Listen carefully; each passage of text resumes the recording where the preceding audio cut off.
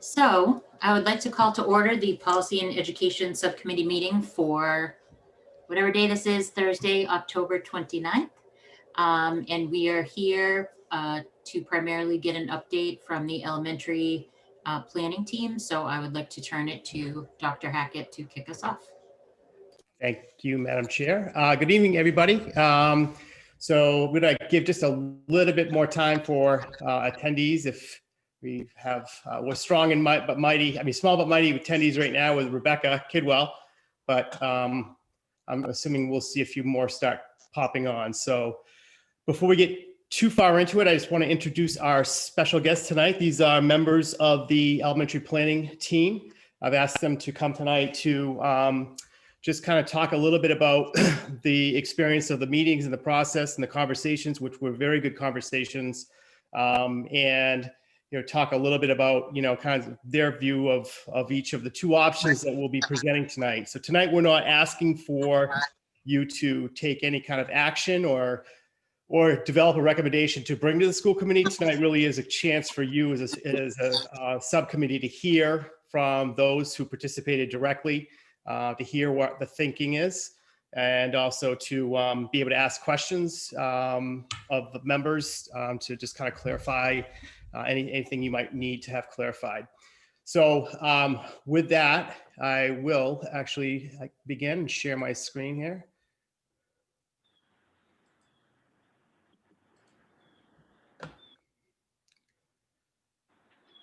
I'm like in this unique position of not really being able to see my screen with my glasses on, but so if you just see me bobbing my head here.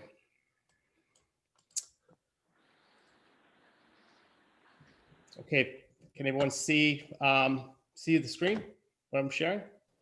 Yes. Okay, perfect. All right. So again, before we get started, I do want to just introduce who is here. We have Courtney Miller, who's the Director of Mathematics, Jim Lee, Assistant Superintendent, Jennifer Wormersby, who is a Hollis parent, and Tara Boning, Principal at Liberty School, Tim McDonald, Principal at Hollis, and of course my list is kind of running off sideways here a little bit. Michelle Gaffney, teacher at Flaherty, and I think I got everybody. All right. Okay, so just to get started, these are the members of the planning team that we pulled together. We really tried to stay broad with participation both across the elementary schools as well as roles. We have a couple of directors who were involved, and we also had a couple of parents involved as well with the discussions. We met a couple of times, as recently as Tuesday? This past Tuesday is the last meeting we had. So it was a great group of people, good representation, and really good conversations. Just to remind everybody, we are all working toward the goal of bringing all of our students back K through 12 for a full in-person return on January 4th, 2021, if conditions allow. Obviously, there's a lot of things that we don't control, with the virus and how that's getting managed. Policy decisions, both at the federal and state level. So we are right now, but we are working backwards from that target date because it's obviously critical for us to get back full-time in person. And everything we do right now, and any decisions we make or any steps that we take need to be in full support of that goal. And the two options that you will see this evening both do that. One could argue one may do it better than other or vice versa, but I do believe, and I know that from an administrative standpoint, both of the options being presented tonight would work us closer to that goal and make that transition to the goal of full person in return easier than the starting point we're at right now for our K through 1 through 4, grade levels 1 through 4. So these are kind of the key questions we asked, and you've seen these before. How do we increase in-person time while maintaining synchronous time, or not increasing asynchronous time is another way to say that. It was a critical part of the conversation. The feedback we've gotten, and we have gotten a lot of it, has provided us what we already know is the goal of our continued person-to-person, teacher-to-student contact time is always a challenge, and we've done as best we can to this point to be able to make sure that we provide that, not forgetting the fact that we have a significant population of our elementary children who are in a full remote mode. And we've been able to, from the very beginning, thanks to the great work of the directors, principals, and Assistant Superintendent Jim Lee, we were able to carve out essentially a fully staffed, full remote program so that our teachers who are working with our students in hybrid don't have the responsibility of also trying to deliver instruction to students who are in full remote. That's only true, really true at the elementary level, and it has worked really very well, and just in terms of our ability to maintain our in-person hybrid teachers focused on the students that are in front of them and those students who are remote during the time that they are not in front of their teachers. So those are the goals we work toward. We're working backwards again for elementary, which is the focus of the discussion tonight. We certainly recognize the need across the board to increase in-person time. And what we're going to present to you tonight, we're looking to a target date of implementing on Thursday, November 12th, or potentially on Monday, the 16th. We already know answers to things like transportation. We are able to fully continue to maintain our transportation, not just for either one of these changes, but also continue to maintain our transportation and late bus run service to the middle school. We will also maintain our increased time for students with special needs in either one of these models. That would not be affected. We are going to maintain our 6-foot physical distancing, which we continue to believe is critically important to our ability to sustain our time in school. There have been schools that have had to go out for many reasons. And what we're finding even in our experience, although we've only had one student at the elementary level who had actually tested positive, we've had several at the middle school and high school level. And the real challenge, because we've not had any in-school transmission or any evidence of in-school transmission, but the real challenge for us has been staffing. So today, for example, at the high school, we're kind of teetering on the question of how to figure this out. We have 15 teachers who are out, and they are out because they have been quarantined, because they've been in close contact with students who have been tested positive, generally from outside activities, some related or a significant number of those related to club sport activities. So it really comes down to, and we get asked the question a lot about when do we go into full remote? The thinking that our current and best thinking right now is that as long as we can staff, we're going to be okay, and we will stay open as long as we can staff, and as long as we continue to recognize and to experience that there are no in-school transmissions. Where it gets tough, for example, at the middle school, we've had a couple of positives, and at one point, those positives almost entirely wiped out a grade 8 teaching team. So, but we have built in the flexibility to bring kids into large spaces, which we talked a lot about at the beginning of this, when some of the guidance was to utilize cafeterias and libraries, gymnasiums for classroom spaces to get to the 6-foot physical distancing. We chose very consciously not to do that because we were concerned about what we're now experiencing. So currently, for example, at the high school, we have, I think, 5 classes that we've put into the media center, still 6-foot physical distancing, but multiple classes being supervised by 1 or 2 people because their teachers are out. So the teachers who are in quarantine are actually teaching through Google Meet to the kids from their house to the kids that are in the media center. So but it's allowed us to stay open, and it's allowed us to maintain that instruction by our highly qualified and professional teaching staff. And that's critical for us. I mean, because we're not putting our kids in front of, whether it's remote or whether it's in person, we want our kids in front of our teachers as much as possible. So the other piece of this, we are looking at no changes in transportation. We've been getting questions about expanding the 2-mile, contracting the 2-mile radius. We've been getting questions about high school transportation. We are in a unique position that we actually own our own buses. We own our own bus company, as the principals continue to say.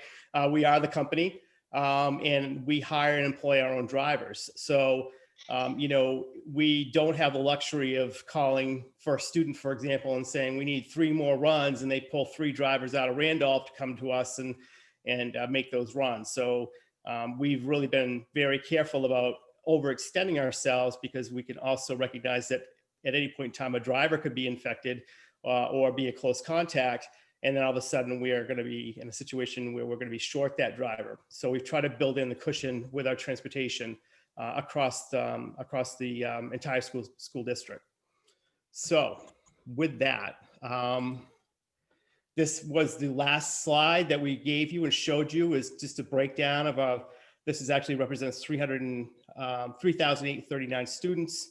And you can see that one of the biggest challenges we had, this is pre-K through 8, was that we went from 893 students in full remote to actually 1,057 in full remote, which really required a lot of shifting of staff. Particularly, it's really hurt us at the middle level. We were almost upside down in terms of the number of teachers we had assigned to hybrid versus the number of teachers we had assigned to remote. And we really are still trying to make some adjustments to account for that. So with that, here are the options. I'm going to hand it over to Mr. Lee, if he's willing and able, and have him kind of walk you through the overview of both of the options. Mr. Lee? Well, he's one of the 2 anyway. So the first option, option A, would involve just simply expanding the days that they're currently in person to full days at school. So if you think in terms of cohort A, who currently come to school Monday and Tuesday mornings, rather they would stay in school all day Monday, all day Tuesday. Similar with cohort B, who presently come to school on Thursday and Friday mornings, they would then stay all day Thursday, all day Friday. Some of the challenges that are involved in this particular option are lunches. Currently, we're not serving lunches at the school. It's a grab and go program. So we would arrange for lunches that maintain that 6 feet of social distance while the students are eating. The morning and afternoon meetings that currently exist for remote kids would still be maintained in this model. However, right now we have a combined afternoon science or social studies class, depending upon the day, that is a combination of remote kids and hybrid kids who were in school but who are now home because it's the afternoon. So that combined class would no longer be possible because the teacher would be working directly with students who are still in school because the day is longer, right? Tentatively looking at all the things that Dr. Hackett explains, particularly around transportation, the days would be 8:35 to 2:20, which allows us to take care of some other logistics that contractually we're obligated to provide. Next slide, please. The other option that we've been looking at are 4 half days for both cohorts. So both cohorts will be coming to school Monday, Tuesday, Thursday, and Friday. However, both cohorts would only be coming for half a day. So the half a day sessions in the morning, it would be 8:35 to 11:05. In the afternoon, you can see 12:25 to 2:55. What we're suggesting at this point is cohort A would come the mornings of Monday and Tuesday, but the afternoons of Thursday, Friday. And then cohort B would come the afternoons of Monday and Tuesday and the mornings of Thursday, Friday. Some of the logic inherent in that is that families currently, if I'm a cohort A parent, I already have plans to get my child to school on Monday morning and Tuesday morning. What we're really asking them to do is make accommodations for the afternoons of Thursday and Friday. So their Monday, Tuesday plan should be relatively set. The lift for the families would be the afternoons on Thursday and Friday if I'm cohort A. Cohort B, the opposite is obviously true. In this scenario, again, we would maintain the grab and go lunch system that we currently have because students would not be staying for lunch. So the students in the morning would leave before lunch begins, and the students in the afternoon would arrive after lunch had ended. So this particular option eliminates the need for us to serve lunches in the school. A couple just brainstorming advantages and disadvantages. If we look at option A, which again is the full day option, it does increase the in-person time that is currently in place. There's no way around that. The day is longer, the kids stay longer, they're with their teachers more. It allows for more continuity in instruction because of that length of day and the amount of time that they're spending with their teachers. Curriculum that is currently being taught in a remote setting, the science and social studies classes could be taught in person, which is an additional benefit. Provides 2 full days a week, eliminating the midday transitions for student and families, and there's no additional transportations needed. The shift in the current end of day runs to later in the day, so that puts an advantage for us as we plan these things out. In terms of disadvantage, I've already mentioned one. It would be the loss of that PM combined cohort class that is synchronous for both sections. Kids on their remote day would not have access to that particular period and would lose that synchronous time. Serving lunch in the building is a concern of ours. In terms of spacing, we would be seeking to maintain that 6 feet of distance. At the same time, it is a time when students would not be wearing masks, obviously, as they're eating. So there are safety concerns that we have around that particular option. Increased time for students in the building requires longer sustained adherence to safety protocols, including wearing masks. And if you think of our very young students, it's a pretty heavy lift to ask them to wear the mask for the length of time we're currently asking them to wear it. We'd be expanding that to the entire day, which for some kids is going to be a challenge. This model does maintain the 3 days of students not being in school or having in-person access. Sorry, Bixby wants to know why I'm talking to her. So that gap in time from the days that you're in school to the next time that you're in school stays at 3 days. And if you add the weekend in, obviously it's 5 days, which is a long length of time, again, for our younger students. 40 minutes of time gained by extending to full day. Some of it will be non-instructional. There's no way around that. When we're talking about lunches and we're talking about mass breaks, those minutes factor into what we're talking about. So the actual gain in true instructional time is limited. Next slide, please. For option B, again, there are advantages and disadvantages. The obvious advantage is it's frequent and consistent contact with teachers, 4 days a week, that they're going to see their teachers and be in school, not only instruction, but also as a social emotional support that we value. It allows teachers to build momentum in the lessons that they're providing students, because it's going to be day in and day out. You're not going to have that longer gap that I just described under option A. Asynchronous work can be tied more closely to in-person instruction and have next day teacher follow-up and support. It reduces student reliance on parents and caregivers, because again, we're not going to have that gap of time between when they're trying to work on a problem and when they're going to see a teacher. It's going to be the next day. And one of the big benefits is the reduction in screen time because they're in person more often. The disadvantages, it's a shorter in-person day, obviously. It maintains the half-day model, not the full-day model. Childcare, I'm sure, will be a challenge for some families. This is a modification of the schedules they're currently operating under.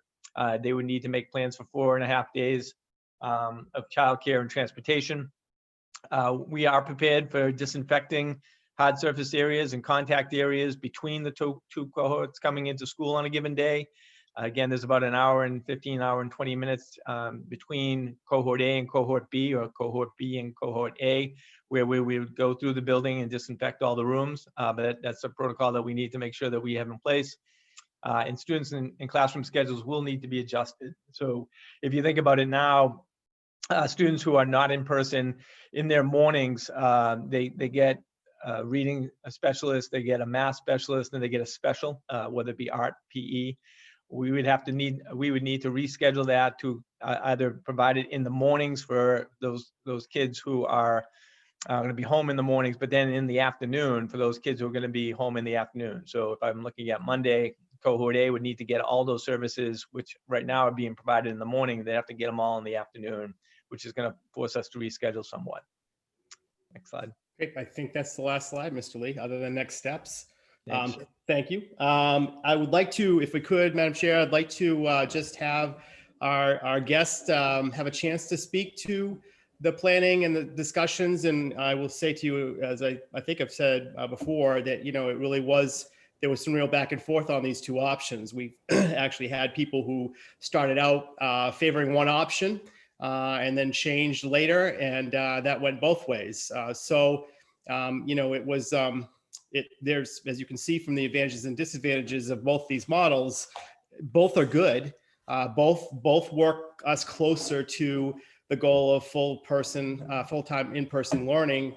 But they're they're just, they're just different. And it depends on how people think about the advantages and disadvantages. And I would assume and assume that, for some people, it's just going to be like everything else we've been doing lately, that, this is going to be great for some people and not great for other people. And that we want to make sure we maintain that consistency of making 50% or so people happy and 50%, no, I'm kidding. All right. So with that, I want to just, if I can, just start with our principals and just ask Tim McDonald if he wouldn't mind unmuting and just talk to us a little bit about the experience he's had and his thinking. Everybody, thanks for having us. I want to echo what Frank had to say about our committee. We did meet twice and worked really well together as a group and also in our breakout sessions. There's a lot of discussion going on, a lot of talks about the positives and the negatives of each cohort.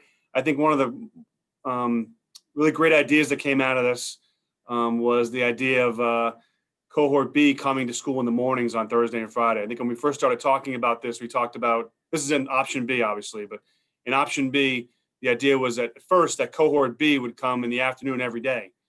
And through our discussion, the idea was brought out. I think it's a great idea to have the cohort B kids come to school on Thursday and Friday morning.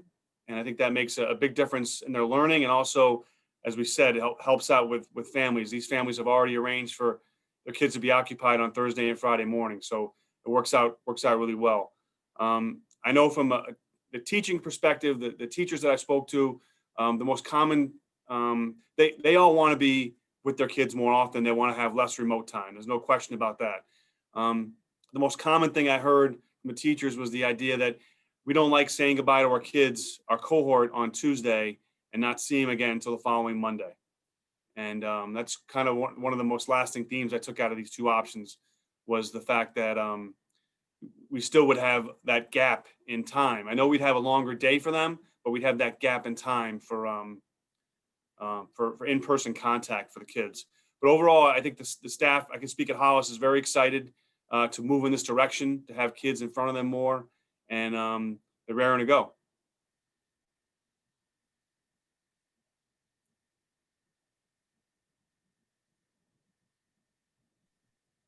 Do you want me to keep going? I can sing if you want. Please don't. I think Frank's muted. I'm not sure he knows that. Yep, there we go. I love that. Ms. Boning, I did ask you to speak, so I'm surprised you didn't hop right in, but now I'll ask you so you can hear And me. you're probably wondering, like, why is she not jumping in? Does she have computer issues? Ignoring me? Is she frozen?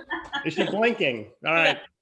So, I mean, at this point, I know that when Jim had presented the disadvantages and advantages of both of the models that we've put forth, I think ultimately, although the conversations were complex while they were happening, they were around one goal, which was to bring students back for more in-person learning time, because we know as a group, no matter where we stand, we know that no remote learning model can possibly replace the in-person instruction students get. So with that, it was nice to see the back and forth that we had, because I think that with that conversation, we were able to really put ideas off to say, okay, actually this might work or this might not work. And I think that that's where we get those advantages and disadvantages from, that in fact, as was mentioned already tonight, while both sides, it's not going to fit every single unique situation, I think that we do have two really good models that help exemplify the safety that we want to put forth, and also by having the students come into the building more often. So at this point, I think we're in a good position because we have laid all of that out so far. Thank you. Ms. Miller from the math department, head on. Hello, thank you so much for having me. Thanks for coming. Yeah, the only thing that I'll add is, it's the good news is with either option, I think that we know that we can do a really good job of expanding the services that we're providing to students, to make some adjustments to the curriculum and make sure that it's a really enriching and engaging and rigorous experience for students. So I know that we can make both of them happen. With my curriculum hat on, of course, having the students with more continuity, I think would be really helpful. But I also know just one of the disadvantages to option B was the fact that that half day was going to be a bit shorter. So we will have to do some shifting in terms of what the schedule currently looks like, just because we won't be able to have the same length of a half day if we're doing the option B. But again, having that consistency of students being able to see, and of course I have my math hat on, but able to see some math instruction in person 4 days a week, I think would really let us build that momentum, get through some more content. And the other one that I just wanted to point out is on the advantages side, having that asynchronous work tied more closely to what was happening in person, I think is a tremendous benefit. Right now, again, we have a really rich experience for students, whether they're in person or on their fully remote days, but having the student experience something in person and then continue that work the exact same day, I think would make the learning go a little bit further for the students. Great, thank you. Just to expand on that point a little bit, some of the conversation was that really in that particular model, that the asynchronous work that a student, if they're in cohort A or if they're in the morning session, the work that they go home with in the afternoon really is somewhat more like homework. Some of the feedback or a good chunk of the feedback we've been receiving has been about just the difficulty and the kind of the burden on parents and caregivers to, in those remote days and that remote time, to really help students through what is actually in primary instruction versus, just being able to support. So, that consistent 4-day kind of a half-day week, we think anyway, would help to alleviate some of that issue that parents have been concerned about. So, Michelle Gaffney, if you would not mind. Hi there, thank you, you. For having me. So I am a classroom teacher. So having more time in the classroom and face-to-face with the students is something that all of our classroom teachers, that's what we want. When our students are in front of us, we have more opportunities to observe their performance, assess their work, give them feedback, conference with students in math, writing, reading, things that are really difficult in a remote setting. So having more time in person is really, has a lot of advantages, either model, to the learning process. One of the things that a lot of classroom teachers have been struggling with is, ways to differentiate instruction, to scaffold that instruction for either your advanced learner or your struggling learner.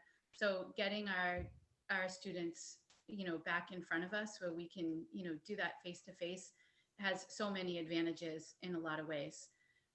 One of the things that, concerns me as a classroom teacher going to the full day model is that right now I see all my students every single day because they leave in the afternoon and then I see them remote. When one cohort leaves, I do see everyone remote in the afternoon. So if we were to shift to that option A, potentially I wouldn't see cohort A at all on Thursday and Friday because I would be with cohort B. So I actually would have 2 whole days that I wouldn't even see them for any instruction because I'd be with the other cohort. I know we had talked a little bit about, some increases in asynchronous time, taking out that whole group model in the afternoon. But as I was sitting and thinking about it, we were thinking about the time away from the students. The classroom teachers would actually have 2 full days of the week that they wouldn't see their students at all in that model. Whereas the 4 half days, we'd be seeing our students every day because Wednesday we would be remote with them, and at elementary the model is we're synchronous and with our whole class. So it would give us 5 straight days of time with our students. So I thought those were some real advantages. We talked a little bit about in the group about student fatigue and teacher fatigue, just in the model that we're in right now, the half day and, students wearing their masks, the half day, young students, some of the funny memes that we all saw before about, kids putting them on their head and, eating them and all those kind of things. Like that's real, that really happens, especially as the more time that we're in school, that is real. And the time, classroom environment looks so different now than what it was pre-COVID. You know, the kids are in their seats the whole time. There really isn't much time for movement or, you know, collaborating with other students. So it is, you know, as much as they want more time in school and they want to be in school more, they need a break, you know, at the end of that half day, because it is so much time that they have to sit in one spot and listen and learn. There isn't a lot of collaboration between students, things they're used to, like talking with a partner, playing games with each other. And we're still doing a lot of hands-on activity, but it's more individual. So there's been a lot of shift. And lastly, because I'm talking a lot, but the teacher fatigue is actually a real thing too. In that during a school day, in that half day, one of the things I hear from all of my colleagues is how exhausted they are at the end of that half day, because we're wearing our mask and we're talking to our class, and literally we have to yell to be heard and projected. So, you know, 3 straight hours of yelling to project yourself to be heard through a mask. It is, I mean, it seems kind of silly maybe if you're not experiencing it, but it really is fatiguing. So I know those are just some things that teachers talk about that were some of those concerns as to moving to a full day in this model, wearing our masks, and just what the classroom looks like and what the learning experience looks like. I think some benefits to having the half day. It does give us a little bit of a break, you know, in between, where, you know, some mask time off, I guess, for us as well. So those were some of the things that stood out for me, and as we think about both models. Great, thank you, Michelle. And one of our 2 parent representatives, Jennifer Ormsby. Thanks for having me. My name is Jen Ormsby. I'm the Hollis PTO president, and my day job is I'm a nurse at Boston Children's Hospital and the director of infection prevention and control. And I have been leading the COVID response for the hospital for the last 9 months since January. I have been so honored to participate in this work group. I agree with all the advantages and disadvantages spoken for both options. For option A, I think another advantage is that the kids don't have to get back online on those 2 full days. I know it's a struggle for a lot of parents to get them back online once they've been in school in the morning. Another advantage is that you don't have to do the cleaning halfway through between the 2 cohorts. And I know that has been a concern for some people with option B. I do believe that that can be done safely, and you guys are putting in the resources to be able to do that, and you put out messaging I saw earlier today about that. So I think that can be done. One of the cons for me personally is the lunch in the building. For option A, I do believe that is a high risk behavior for COVID-19 in general. For any indoor setting, taking your mask off at any time puts you at risk of COVID-19, even if everybody is asymptomatic. I do know that you are describing 6-foot distancing, which is important. However, these are kids, and so ensuring that that happens all the time can be hard. You guys have been so successful of not having any outbreaks in the schools in related to COVID, and I just get worried personally with a bunch of kids in an indoor space taking off their mask, even if they're 6 feet apart. We know ourselves from my experience in hospital settings that that has been the root cause of the outbreaks in the hospital setting. So, and yes, it's adults and it's different and it's not kids, but it does make me nervous. And then in support of option B, I also think you guys do an amazing job. If they can see the kids 4 days a week, it's not just the in-person learning, but it's the assessment of the social, emotional, and nutritional well-being of these kids. And if you see them online, and I know you can do some, but when you see them in person 4 days a week, I think you would be able to identify any problems or opportunities for improvement for these kids. This has been really hard for all the kids, all the parents, and I just really respect all of you and everything you're doing to get them back in school. And I really support them being back in school in a safe way. Great, thank you. I actually got bumped off there and had to go through a portal to come back. My hair's all out of place, but that's why I have my face off. So thank you to everybody. Just did a great job. It was great discussion. So I don't know, Madam Chair, if you want to start questions. Yes, I'd like to. I have a couple to start out if the rest of the committee doesn't mind. It sounds to me like that if I'm reading the room correctly, that there might be more leaning towards option B. So I want to know, I guess, if I'm reading that correctly, and what is the timetable for deciding and the method by which you will decide All on great your questions. recommendation? Sure, I'll take a whack at it. As even at this moment, as I sit here, I don't know which option that I would recommend. I mean, I truly have gone back and forth on both of these options.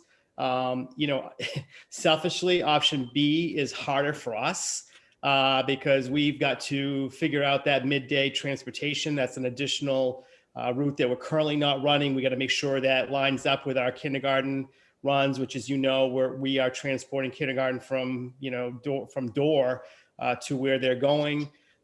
We're doing late runs at the middle schools, so we know we can do it. But it is one more thing that we've got to really make sure we figure out. It's also an added cost, candidly. I mean, luckily we've been able to tap into the federal COVID money for a lot of the things that we've had to do. This would qualify for that as well. Just so for all of you, and not, to support both of these options, we're in the process of hiring through COVID funding 6 additional custodians. They would be essentially temporary, kind of long-term sub-custodians. What we are using a disinfectant that we use on backpack sprayers and handheld sprayers that is non-toxic. It is safe actually on food surfaces even. It doesn't have to be wiped. It's misted. So, I'm not overly concerned at all. I'm not concerned at all about disinfecting the classrooms. We're using it now. I think our people have done a great job with it. We're using it on the buses in between runs. It really is a fairly quick hit. We've talked a little bit about what's the expectation for true cleaning in between. So we still have to work out the logistics of, how much cleaning can we do in that time period with our staff? But what we do know is we will be able to disinfect, and the so-called kill time of the virus with this disinfectant is 4 minutes. And again, it does not have to be wiped. So it's really reduced the amount of labor for us versus other products that we were previously using. So I'm just giving that information, just kind of the logistical piece of it. So, but I don't know. I mean, I do know some members have landed more heavily on one option or the other, but again, as I said from the outset, we're presenting these both to you tonight with no recommendation or a sense of having you develop a recommendation. As I think this through, and I've got to work with Chairman Devin to think about what Monday night looks like. I've kind of go back and forth in my head, and we've talked about it already. Do I bring this as a recommendation for a school committee vote? Does the school committee have the similar conversation and kind of land on their own? Because we know we can do both of these. So I'm not entirely sure what that looks like. It probably makes more sense for me to bring a recommendation for the school committee for discussion. So that's kind of a long answer to your question, but I just wanted to kind of cover a few things at the same time. Sure. No, that's great. Thank you. But you do anticipate bringing it to the school committee on this coming Monday? Correct. Yep. Okay. So we would bring it for a vote on Monday with an implementation timeline as spelled out earlier. Now, if the committee needs more time with it, we could potentially schedule another meeting. But I think just in terms of notification and getting out there, we are going to need to get that communication going as well. So I guess the point is we can do this. We can do either one, and we can do it in the time frame that we've outlined. Okay, great.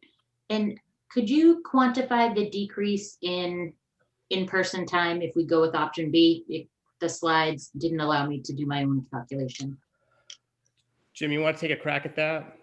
I didn't do that calculation either. And I'm not going to be able to give you exact minutes. Part of the work when we were looking at option B was balancing the time that kids would be in the morning and the same time in the afternoon. So in doing so, we actually take a little bit of time out of the morning session to make sure that, one, we have, equity between the two cohorts, but then two, that block of time in the middle of the day to clean and allow for lunches of staff and so forth. So it might be as small as 10 to 15 minutes, but it is there. It is a loss of time.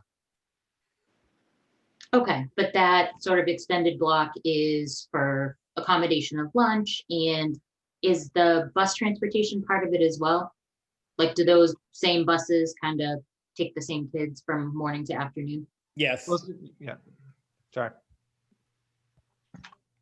Okay, Yes to the bus question. Jim can speak to the other piece of that time. Well, it's all those things. So obviously, the kids are dismissed, and through the buses they're sent home, or regardless of how they get home, they leave. Now all of a sudden the clock starts ticking in terms of disinfecting all the rooms. You can think of some of our elementary schools and the size of those rooms. It is a relatively efficient process to get the rooms disinfected, but depending upon the number of rooms, it still takes some level of time. Obviously, staff needs time to eat for themselves, and prepare for the next group of kids who are coming in. And then there's a whole arrival process that renews itself as the second cohort comes in. So that time in the middle is essential to accomplish those things so that we're well prepared for both groups of kids and the building is appropriately disinfected. okay. And Madam then, Chair, if I may. sure. Thank you. Couple of comments and pseudo questions. We've been given two, shall we say, choices here. Are we as a subcommittee trying to figure out what we're going to bring to the greater committee, or are we going to bring this, what we heard today? Because I tell you what, this is pretty complicated, and I'd like, my humble opinion, through you, Madam Chair, is that we should bring this entire production here to the greater school committee so that they can make an informed decision based on some of the things we've seen tonight. There's quite a few moving parts here. So that was in my opening comments anyway, Mr. Devon, Yeah. and maybe I wasn't clear with it, but that our intent tonight was to bring this for you to hear, ask questions, understand, and then we would do a similar presentation on Monday night. You just, as a subcommittee, have the advantage of being able to see it tonight, kind of think it through more, form some questions, and then contribute to the discussion on Monday night with the school committee as the subcommittee. Okay, sounds great. Thank you, Madam Chair, for your benevolence. No problem. And that, I agree with Mr. Devon on that. And that was obviously the approach from the outset. I think we're interested, obviously, to hear your point of view as an administration as well as to, if you do favor an option and why. I'd be interested to hear that point of view. You might get it. What's that? Well, you might get it. We'll see how you all behave. Yeah. And the other thing I wanted to mention is, sometimes it is tricky for the school committee to take same night action on things. There are some sort of different perspectives on that. But I guess I'd like to put it out there for the school committee's members that are here now. And if the others end up listening to this meeting, that we should consider doing that, because I think getting this information in front of parents as soon as possible is absolutely critical due to the logistic pieces that, the logistic gymnastics, we'll call it, that they'll have to go through to make another adjustment to their schedule. So I am hopeful that that can be a driver in our decision to, vote on a prospective solution on Monday. I also think that we would have the opportunity on Monday if to just post a meeting for Wednesday, potentially with a 48 hours. If there was a concern about that, we could post it anyway and then not hold it, just in case that the members needed more time. Okay, that sounds great. Mr. Chafe, I don't want to leave you out. Did you have any questions or comments? Yeah, I had a couple of questions, if I may, through the chair. I'm reading it on Plan B, the 4 days. You say you're going to lose disadvantages 4.5 days of daycare. How does that work out? Because if you're switching days, you still need daycare for the 2 days they're not there, and then the 2 in the afternoon. So you still need the 4.5 days. So I don't see how that's a disadvantage. I think it's a good question. I think that the question and some of the feedback we've received when we kind of first started talking about this option and publicly was that it may be harder for parents to figure out that half day daycare versus my kids in school Monday and Tuesday all day. I'm not trying to figure out that midday pickup and daycare. That, you know, if they're in 2 full days, at least as a parent, I know they're there for 2 full days. I don't really have to figure that out other than my typical after school care that I might normally have to figure out versus now, you know, 2 days a week, I got to figure, you know, 1/2 of that day out. So, you know, I put it out there really more as just kind of some of the feedback that we've received, or I should really say that I've received. Because I'm looking at it as a way of, if I was doing that, I think it would be easier for me to find daycare for straight afternoons or straight mornings rather than switching back and forth. I mean, have we got any opinions from any feedback from parents? I know we're just putting this out there now, but should we kind of get a little survey going or something from parents? What would be easier for them? So we actually issued another survey today because what we found when we did the last survey we put out, we were not clear about a few things. One of which was we got a lot of feedback on how you're going to disinfect in Plan B. You know, I'm worried about disinfecting in between sessions. So we've put more information out on that with this survey. We also, in the first survey, didn't do the flip of, you know, we just said, you know, A goes in the mornings, Monday, Tuesday, Thursday, Friday, B goes in the afternoons. So we wanted to clarify that in this option, we're going to flip it so that both cohorts have a chance to go in the morning and in the afternoon. So we should get good data on that. That's going to close on Sunday evening in time for the school committee on Monday. I think, you know, what we're doing now isn't awesome for daycare. It's tough for parents. I don't know that we make it worse in either one of these options, I guess is part of the point. You know, short of us being back full day, full time, you know, parents are going to continue to have to struggle with that. I do think that, you know, as was pointed out in option B, one of the advantages of option B is that I do believe it takes the burden off caregivers and parents to kind of help provide that primary instruction that they're doing now at times, because kids are going to get that instruction 4 days a week. The time that they're not in school, the async is going to be kind of like homework or asynchronous time on stuff that they've already been taught. So I think it will. I mean, obviously don't know, but I do believe it will provide some relief for that. That's all, Frank. Thank you. Thank you, Mr. Schaaf. Great. I'm really glad to hear that we did a survey, and equally glad to hear that we'll be able to hear at least the top line of it on Monday night. That will be an important piece of input for the school committee. I agree that, you know, the logistics are tricky no matter what. I guess I come back to as much notice as we can give people to start to make those changes in their family schedules, the better. So I think, you know, if we have to vote on Wednesday, because the committee needs more time for discussion, I think that's, you know, that's certainly fine. But I'm happy to hear we're keeping the process moving. Right. Any other comments or questions from the committee? Okay. All right. So we do have a few guests this evening. And we have one hand up right now. Karen Carey.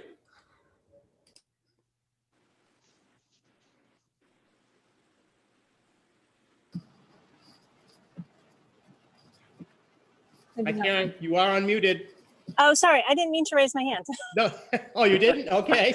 No. How's it going? Sorry. How you doing? Oh, I'm good. I'm just driving in my car. Okay, I could hear the windshield wipers. Have a good evening. All right, thanks. Bye. Bye. So we do not have any hands up right now. Okay. All right. Great. Well, you know, presumably at the discretion of the chair, we'll also have public comment on Monday evening. So parents will have an opportunity to share their thoughts on this on Monday. I will also post as soon as it's available, the link to this meeting, and encourage as many people as possible to watch it in advance of Monday so they understand the thought process and the options as they're being discussed. Any other business for the committee? There is no other business on the agenda, Madam Chair. All right, well, let's wrap this up. Can I hear a motion to adjourn? So So moved. moved. Second, Awesome. We'll do a roll call. Mr. Devon, aye. Mr. Chafe, Aye. and I also vote aye to adjourn. Thank you, everybody, especially for our special guests. Thank you so much for attending and providing your point of view. We really, really appreciate it. It's very Thanks, helpful. everybody, and make sure you pencil in Monday night. Thanks, everybody. Thank you. The show's going on the road. All right, thank you. Thanks again. Bye.